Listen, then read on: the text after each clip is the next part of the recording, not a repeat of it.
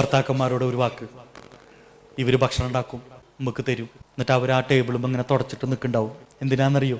ചപ്പാത്തി പൊട്ടിച്ച് ചിക്കൻ കറിയിൽ മുക്കി അണ്ണാക്കിൽ കയറ്റിയിട്ട് അവരെ നോക്കിയിട്ട് പറയണം, എന്ത് രസാടി. നീ റിയാലിറ്റി. ചപ്പാത്തി പൊട്ടിച്ച് ഞെക്കി,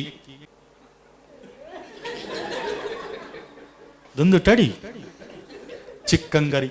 ഇതാ കെഞ്ചിലെ വെള്ളം പറ്റിയ നിറച്ച വെള്ളമാണുള്ളതില്. ഉപ്പ് കൂടുതലാണെങ്കിലും മുളകിന് ഒത്തിരി കുറവില്ല, പിന്നെ നല്ല പുളി.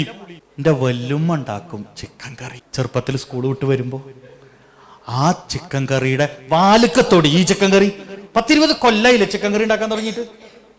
ആണുങ്ങൾക്ക് ഓർമ്മശക്തി വളരെ കുറവാണ്, പെണ്ണുങ്ങൾക്ക് നല്ലോണമുള്ള സാധനമാണ് ഓർമ്മശക്തി. കുരിപ്പുകൾ മറക്കില്ല, എന്തു പറഞ്ഞാലും മറക്കൂല. അങ്ങനെ 3 ആഴ്ച കഴിഞ്ഞ് വീണ്ടും ചിക്കൻ കറി ഉണ്ടാക്കി. ഭർത്താവിന്റെ മുന്നിലേക്ക് പട്ടിയുടെ കൂട്ടിലേക്ക് കറി ഇട്ട് കൊടുക്കണ പോലെ ഒരു പാത്രത്തിൽ ചിക്കൻ കറി വന്നു. ഒപ്പം ഒരു ഡയലോഗും, നിങ്ങളുടെ വല്യമ്മ ഉണ്ടാക്കിയ പോലെ ആയോന്നറിയില്ല, കയറ്റി നോക്ക്.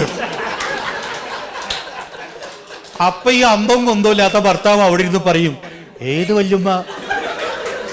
വല്യമ്മേ? ആരുടെ വല്യമ്മ?